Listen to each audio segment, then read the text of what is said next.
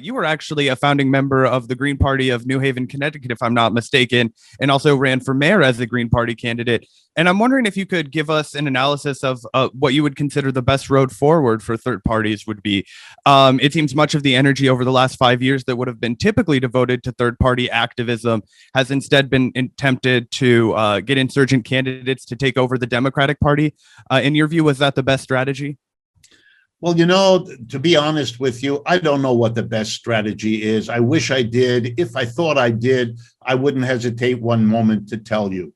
But I don't believe in predicting the future. I don't think any of us is capable of doing it. And I'm not going to pretend I have any greater ability at that than I think anyone else has. So, but there's a conclusion I draw from our inability. I kind of welcome all the efforts. If there are people who understand the need for basic social change in this country, who see that the way forward is to work as a socialist of some sort in the Democratic Party, my response, more power to them. If there are people who think that there are limits and constraints inside the Democratic Party, which there clearly are, and that you can do something outside the Democratic Party, for example, with the Green Party or with others. Again, my reaction is go for it. Let's see. Rather than have sterile debates in advance, let's proceed on all fronts.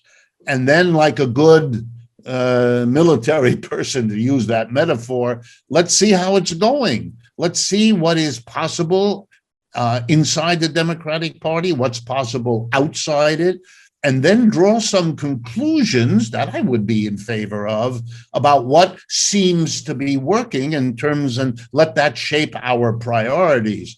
But at where we are now, I'm going to overstate it, but we really kind of have nowhere to go but up as a left in this country. So, yeah, I think Bernie did us an enormous favor. And, I feel constrained, even when I disagree.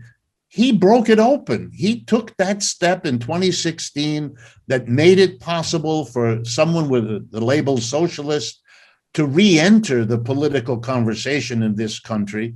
It was a breaking up of the horrific Cold War lopsidedness of American politics. And that he did it again in 2020, and that we have AOC and Cory Bush and all the other people emerging. I'm grateful to what they're doing.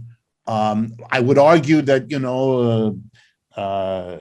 the people in the Green Party, look, we ran when I did, and you're quite right, I ran for mayor of the city of New Haven on the Green Party ticket. I ran for the Board of Aldermen, which is sort of the city council in New Haven in 1987.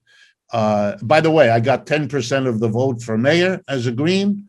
There had never been a Green Party in New Haven before we set one up to run. 2 years later, I ran for the city council and got 47% of the vote in my ward. It's called that section of New Haven. We did that because we believed that it was possible to run and win as third party. There have been now Greens elected to the Board of Aldermen. So I can answer the question, is it possible in a reasonably typical American city for a third party effort to be successful? I can give you the unambiguous answer. Yes, we were. And we were successful in record short time with very limited resources. Moreover, it was well understood in New Haven that I was, as the newspapers used to call me, a red green.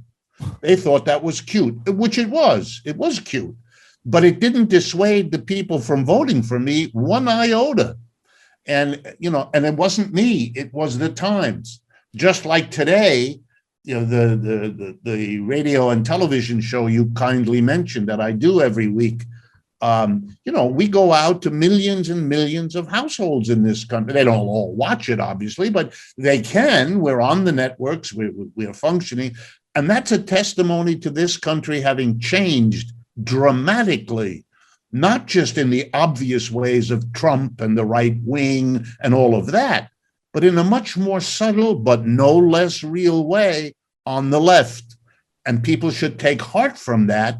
We have an audience we never had before for at least 75 years. And there's all kinds of little green shoots emerging on the left. And let's support them all and see which strategies, which tactics, which emphases are the ones that work for us, and be guided by that. Well, that's so true that, with Bernie's run, regardless of what at the end of the day he accomplished or did not accomplish, he certainly did foster a new interest in socialism, for example, these leftist ideas. And personally, I'm a little bit afraid that energy, that momentum behind this movement will die out now that a lot of these progressive lawmakers, including Bernie, are giving credit to Biden and kind of acting as if they're pacified, that he's met the moment, as Jayapal said.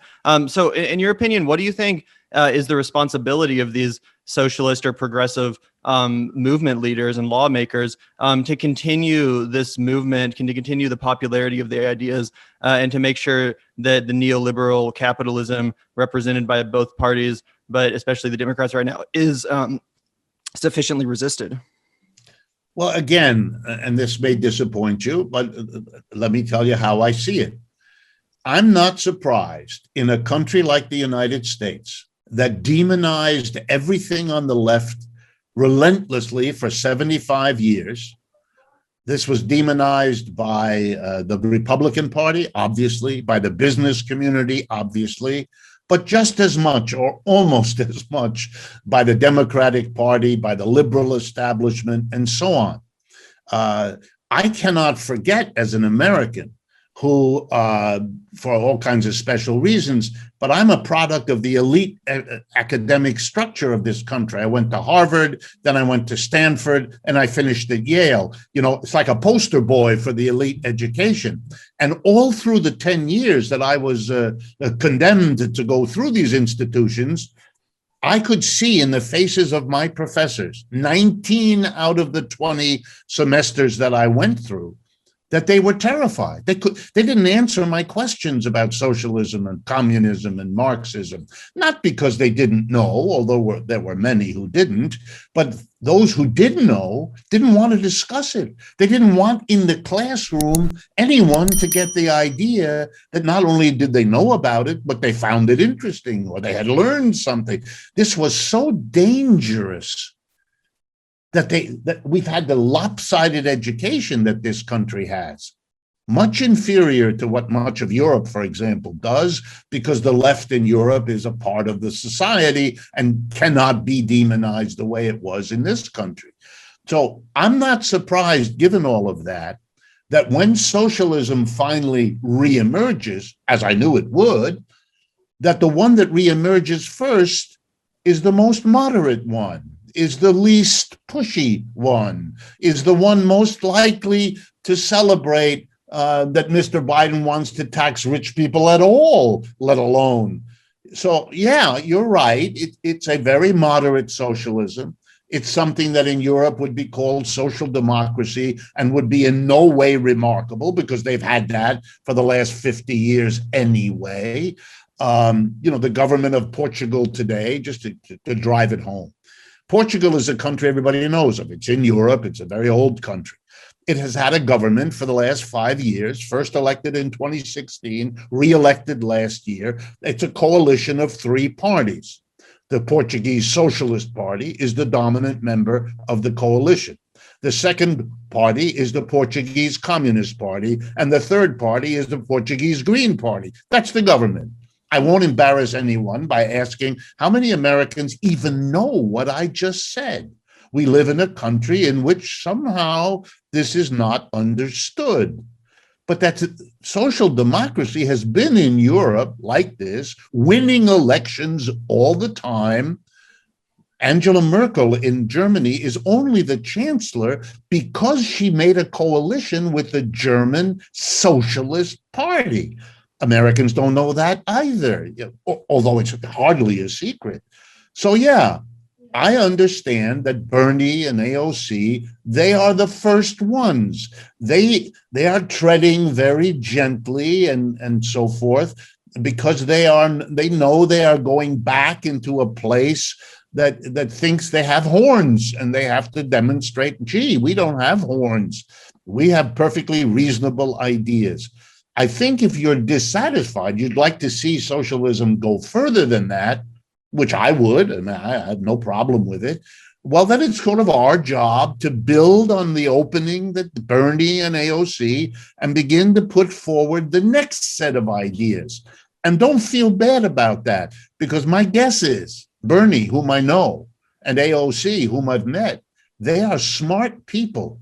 They too will understand that if we make a left further to their left, we're making it easier for them to move their agenda forward, because they're not as bad as those of us coming down the road behind them. So let's work with them in that way, and understand that they have the limits that the situation imposed on them.